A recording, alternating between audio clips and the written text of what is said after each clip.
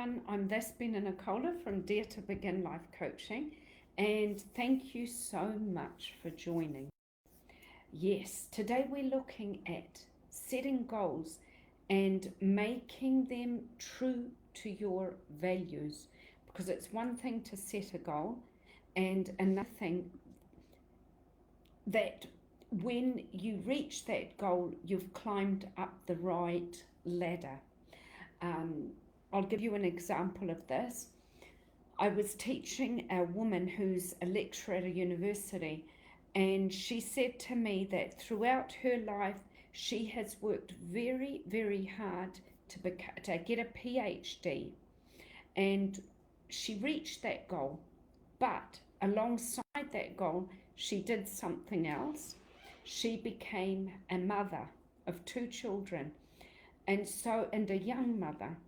And she was frowned upon by her colleagues and by her classmates because she had to spend time with her children. But now Christmas time, she says to me, a lot of her colleagues haven't got a family to be with, and she's got her children. And so she said to me, she has put her goals and her values, she's married them together, and she's become a lecturer with children. And so I think that's a really good story, and that's what I want to talk to you about today. It's about writing your own story and making sure that your goals are in line with your values. You might be asking me, okay, what are values? Values, I've got a whole lot of values in my book, Enough is Enough, a helpful guide for managing addictions. Where is it here?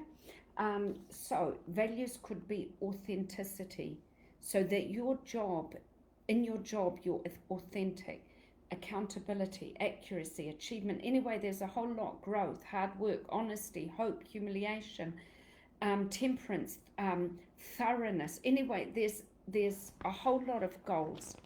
But what is very important is that you reach your goal and you're true to yourself.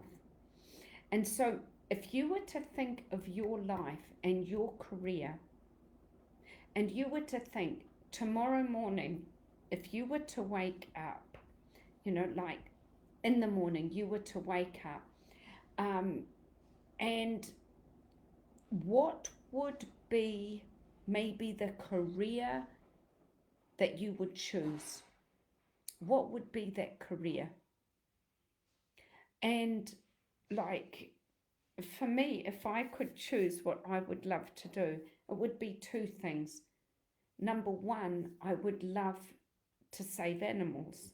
That would be an amazing career. I'd love to get a property and save animals. And so what would have changed? What would be, and the next question is describe what has changed.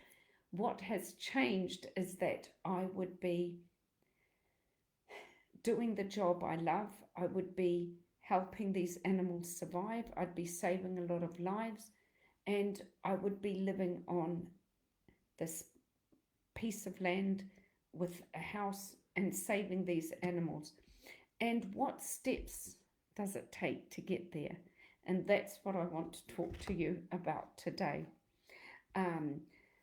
Because sometimes it's easy to sort of say that I want, but what are the steps to get there? What are the obstacles? That's the difficult one. I'll just give you a quick explanation here. If I were to have to do that, if I were to reach my goal, first of all, I would have to think what I want, which would be to help these animals. Number two, I'd have to think of the obstacles. The obstacles would be finding enough funding, finding enough people that could adopt these animals, and that would be really difficult. Like, how could I feed hundreds of animals? How could I feed these animals? And so I would need for people to donate. I would have to go around and and try to create a community that would support this project. And how could I get these animals adopted? There'd be marketing involved. And so you have to think of the obstacles, like, can you do it? And the next step is the action steps. What would you do first, second, third, and whatever? So today, I want to talk to you about a really clever goal setting technique that you can use, and it's called the SMART technique, and it is quite smart. And so whatever you choose in life, whatever you want to do in life, and if you want to change your career, say you are not happy with your career and you really, really want to change it, the SMART technique is an acronym that we're going to look at.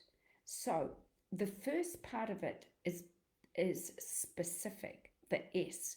It's being specific. Like, if you're not happy in your career or in your life, be specific about it. What is it that you're not happy with? Is it the hours? Is it the job you're doing? Is it your colleagues? Is it, I don't know, the environment? Is it the traveling? So be specific about maybe what you don't like and what you would like. Would you like a job that, and you can look at your values. You could look at the values like expansiveness, fairness, freedom. You want security, or maybe you want to take risks. And so you've got to sort of think about your job. Like, if I was to think of life coaching, because I'm a teacher and a life coach, so if I was to think of life coaching as a career, I would love specifically, I would love to do group work with people, to do workshops. And, you know, you'd have to go really specifically in as much detail as possible for what you wanted. And the next part of it is measurable, SMART. The second letter is measurable. Measurable meaning, when can I do this? Like, is it, what type of tools will I need? What's the resources? What have I got behind me? What can I use in this? And I'm not talking about degrees, because degrees is something maybe in the past, but you're talking about now, with the experience, with the knowledge, with the people you know, with your personality. You don't have to have a degree sometimes to change your career, but measurable. The next one is achievable. So are you able to change your career? Like, I've got an institute, an English institute. Now, if I wanted to change my career totally into life coaching, I've got to think, am I going to be able to support myself? Will I be able to have the money to just give up my job and do life coaching? So you've got to see what you need to do that. Is it achievable, or can you do it part-time? Not give up your career, but do the new career part-time, and so you're able to support yourself until you get enough clients to leave the teaching. And so we're up to SMART. Realistic, the R. Realistic. Is it realistic that you can, like, you can't become a pilot if you haven't got a degree or experience? You know, you need a degree, you need experience to fly a plane. And so that's the R. Is it realistic that I can become a life coach in a day and leave my teaching? Is it realistic that I can? Yeah, so you've got to look at that. And the last one is time frame. So you can do that in a time frame. You can organize yourself. A lot of times, you guys, we look at people and we envy them. We look at people and maybe we're jealous of them, that we think, that someone may have a better lifestyle than us or something. But we can use envy to our advantage.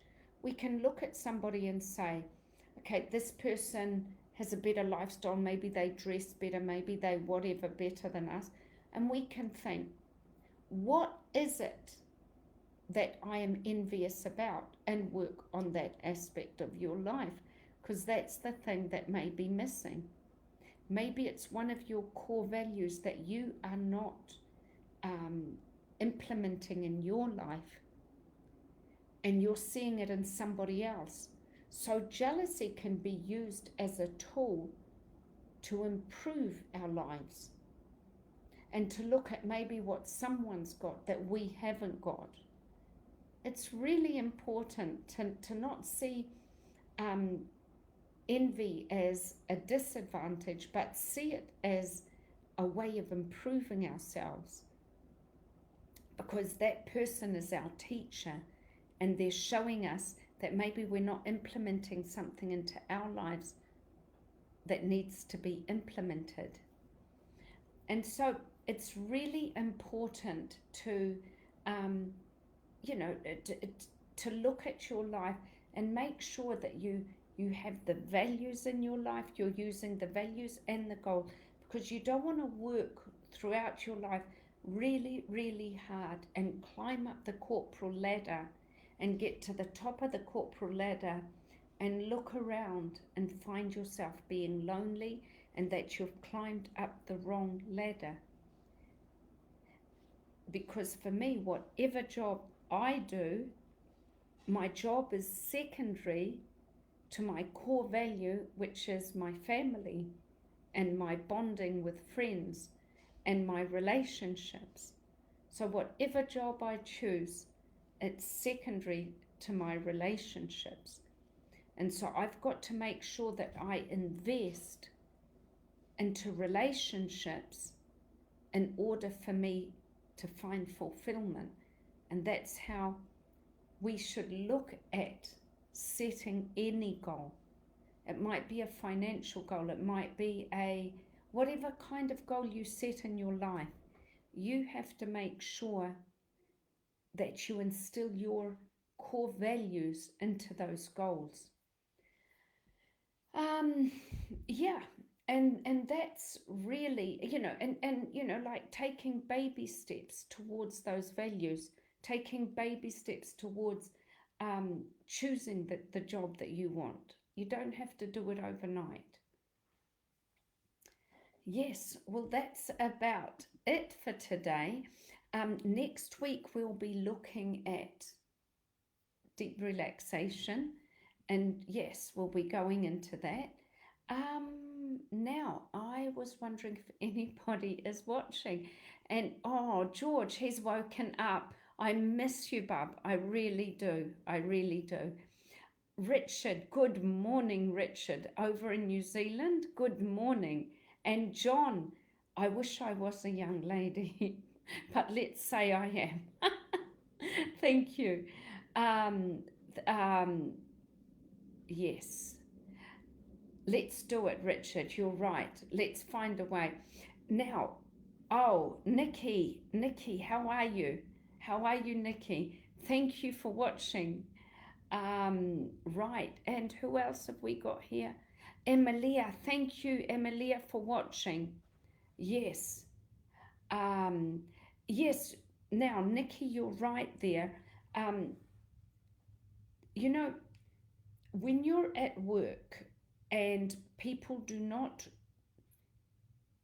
respect and appreciate the work that you put in, and you put your heart and soul, and your job is perfect, and that you've done the best of your abilities, that's a time where you should sort of look at your core values and think, is this job giving me my core values? Is this job giving me the reward? Nikki, that one's for you. And so you've got to really look at your job and look at the people. Are they appreciating you? Yeah, that's important, Nikki. You're right. Now, you guys, thank you for watching. I'm going to say peace, love, and rainbows from Cyprus. And yes, remember to live your lives. We've got one chance. And so make sure that you are living to the best of your ability, and make sure that every day counts, because it does. Every moment is important. God bless you all. Thank you for watching. And remember, if you want to see more podcasts, despinanicola.com, and you can find a whole lot of podcasts like this one. Thank you. Bye.